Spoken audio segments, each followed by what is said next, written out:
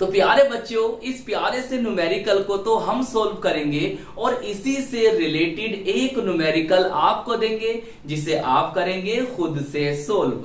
तो चलिए फिर कॉपी और पेन निकाल लीजिए और सॉल्व करते हैं आज के अपने इस प्यारे से इंपॉर्टेंट न्यूमेरिकल को।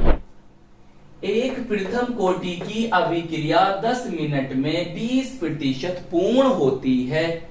उसके 75% पूर्ण होने में लगने वाले समय की गणना कीजिए। तो प्यारे बच्चों, टाइम को बचाने के लिए, डीपली समझाने के लिए हमने यहां पर इस न्यूमेरिकल को बहुत ही सरल तरीके से सोल्व कर दिया है। बस आपको समझना है और अपनी कॉपी में नोट कर लेना है। तो किस तरह से नोट करेंगे, किस तरह से लिखेंगे, आइए समझते हैं।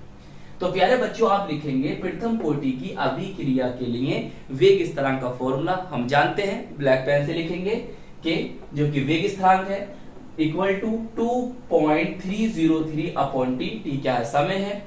लोग चाहो तो इसके बेस में 10 लिख भी सकते हो और नहीं भी लिख सकते, आपकी मर्जी है। ए प्रारंभिक सांद्रता है बटे ए माइनस एक्स टी समय के बाद सांद्रता है। सही, अच्छे से फॉर्मूला याद कर लो। अब देखो प्यारे बच्चों, प्रथम कंडीशन या कह सकते हो प्रथम दशा में क्या है, वो कहता है कि एक प्रथम कोटि की अभिक्रिया 10 मिनट में 20% पूर्ण होती है। 10 मिनट में तो वो 20% पूर्ण हो रही है, तो 75% पूर्ण होने में लगने वाला समय बताना है। भाई 10 मिनट में 20% पूर्ण हो रही है, तो फिर बताओ 75% पूर्ण होने में कितना समय लगेगा। तो प्रथम कंडीशन क्या है भैया, t बराबर हमें दे दिया 10 मिनट, हमने लिख दिया यहां पर 10 मिनट। सही। अब देखो ये 20% पूर्ण हो रही है, इसे आप कैसे लिखेंगे भाई। प्रारंभिक सांद्रता कितनी होगी आपकी, 20% से 100 होगी। सही। और t समय के बाद सांद्रता a माइनस एक्स करोगे, जो 100 है उसमें से 20 को घटा दो तो कितनी आ गई भैया, 80 आ गई। सही। अब देखो t का मान पता चला है, इसका मान पता चला है और इसका मान भी हमें पता चल गया है। किसका, इसका, a माइनस एक्स का। अब इन मानों को लीजिए और इस सूत्र में रख दो। भाई ये क्या है हमारा, ये हमारा फॉर्मूला ही तो है, ये हमारा सूत्र ही तो है बच्चों, नन्हे मुन्ने बच्चों। सही है। अब रखो, चलिए रखते हैं मान। देखिए t का मान कितना है, 10 है, हमने 10 लिख दिया।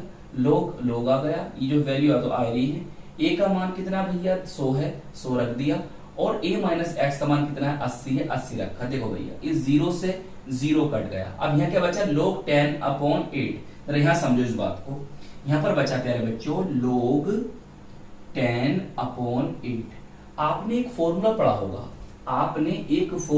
पढ़ा होगा, क्या फॉर्मूला था, log m अपॉन n बराबर होता है log m minus log n। याद आया, ये फॉर्मूला पढ़ा था, मैं भी आपको समझा चुका हूं।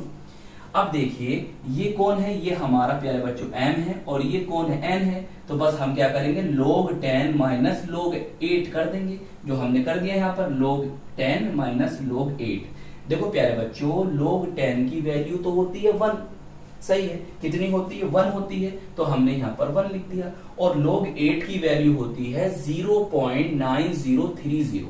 प्यारे बच्चों, log 1 से लेकर log 10 तक की वैल्यू याद कर लीजिए। भाई log 1 की वैल्यू तो 0 होती है और log 10 की वैल्यू 1 होती है। अब उसके बीच में जो आ रहे हैं वो आप अच्छे से याद कर लीजिए, आपको जरूरत पड़ेगी। देखिए log 8 की वैल्यू आपने यहाँ पर लिख दी, चाहो तो इसे आगे कैलकुलेट करके आप भी कर सकते हो या डायरेक्टली इसकी वैल्यू यहाँ पर लिख सकते हो। अब प्यारे बच्चों हम क्या करेंगे भाई, 1 माइनस 0.9030 है, इसे घटाओगे कितना आ जाएगा, 0.097 आ जाएगा।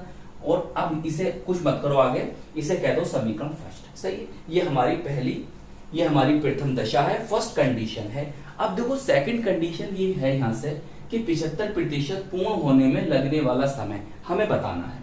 तो हम क्या करेंगे, लिखेंगे यहाँ पर द्वितीयक दशा, या आप अंग्रेजी में भी लिख सकते हो सेकंड कंडीशन, ये आपके ऊपर डिपेंड करता है। भाई टी हमें यहाँ ज्ञात करना है। अब यहाँ पर कितना है, ये 75% है, तो a बराबर हमने 100 ही मानते हैं। और a माइनस एक्स क्या करेंगे मेरे बच्चों, 100 माइनस जो दे रखा है 75 घटा देंगे, कितना आ जाएगा, 25 आ जाएगा। सही, ये हमारा a माइनस एक्स आ गया। अब हमारे पास फॉर्मूला यही है, तो हम लिख देंगे सभी मान सूत्र में रखने पर।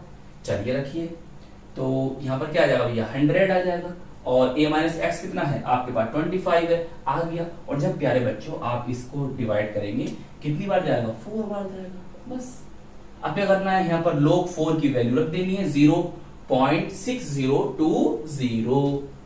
अगर चाहो तो इसे आगे सोल्व भी कर सकते हो, मतलब कैसे बन जाएगा, ये ऐसे बन जाएगा 2 log 2 बन जाएगा। सही है, ये 2 की पावर 2 हो जाएगा ना, तो 2 आगे आ जाएगा, तो 2 log 2, तो इस log 2 की वैल्यू रखिए, 2 से गुणा करिए, यही आएगा। सही, तो आपकी मर्जी है। चलिए अब प्यारे बच्चों इसे आप कह देंगे समीकरण सेकंड। समीकरण फर्स्ट हमारी ये है और समीकरण सेकंड हमारी ये है, तो अब ब्लैक पेन से लिखेंगे समीकरण 1 व समीकरण सेकंड से। भाई देखो ये भी वेग स्थिरांक है और ये भी वेग स्थिरांक है, तो बस क्या करेंगे दोनों को बराबर कर देंगे। चलिए अब देखिए समीकरण फर्स्ट हमारी ये आ गई, क्लियर, और समीकरण सेकंड हमारी ये आ गई।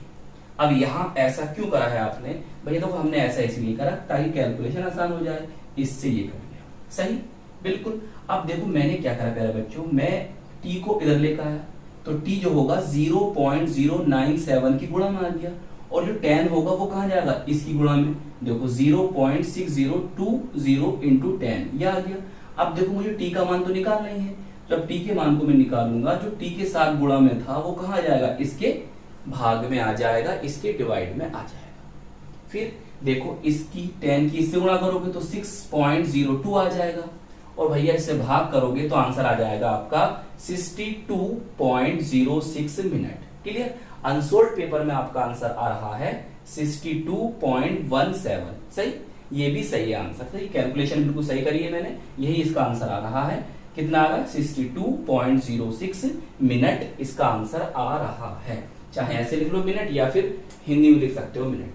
चलिए अब इस न्यूमेरिकल को आप करेंगे खुद से सोल्व। तो आई होप ये न्यूमेरिकल आपको अच्छी तरह से समझ में आ गया होगा। तो प्यारे बच्चों इस वीडियो को लाइक कीजिएगा, अपने दोस्तों में, अपने साथ के पढ़ने वालों में जरूर शेयर कीजिएगा, और अगर चैनल पर नए हैं तो चैनल को सब्सक्राइब भी कर लीजिएगा। हम मिलेंगे आपको इसकी नेक्स्ट वीडियो में। जय हिंद, जय भारत।